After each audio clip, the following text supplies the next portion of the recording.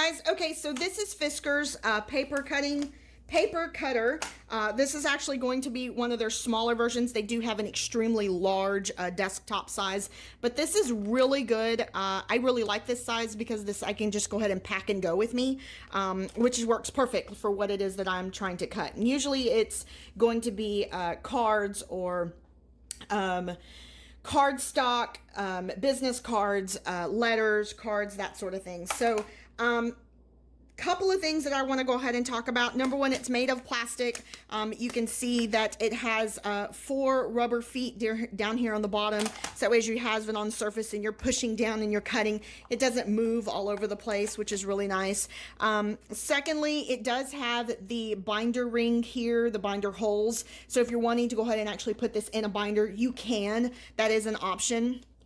As you go ahead and you lift up the blade itself, which there's a very small blade on this one, and I'm going to show that to you.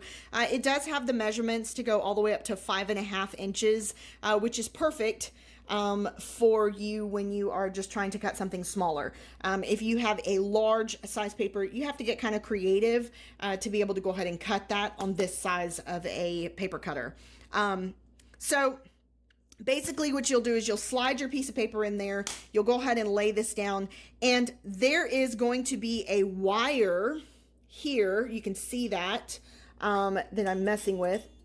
There it is. So there's going to be a wire there, and that's basically going to kind of give you your guide for your blade when it goes ahead and it actually comes down. Now, this blade will slide down just very easily all the way across to be able to go ahead and cut whatever you're wanting to cut. Now, you can also go ahead and take out this blade, and you can actually change these out. There are replacements that you can purchase if you happen to cut a whole bunch of paper and that blade right there, which is super tiny, goes ahead and it gets, let's say it gets, broken, or let's say that, it starts just to get really, really worn down and it's not as sharp as it used to, then you're going to want to go ahead and replace this blade. And there's kind of like this little indentation here where this will actually go ahead and fit right in that slot, and it will go ahead and slide. So when it comes all the way down, it will not come off, not until you move it to that particular section where there is a little bit of an opening.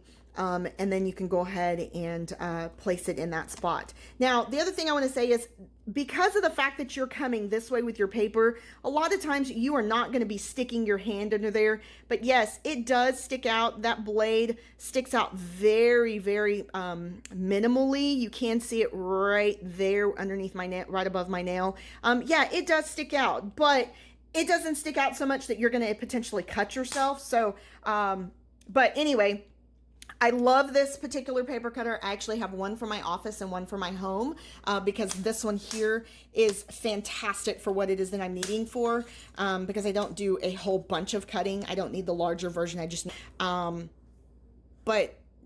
just to go ahead and give you the last bit of information, I've had this one for 6 years.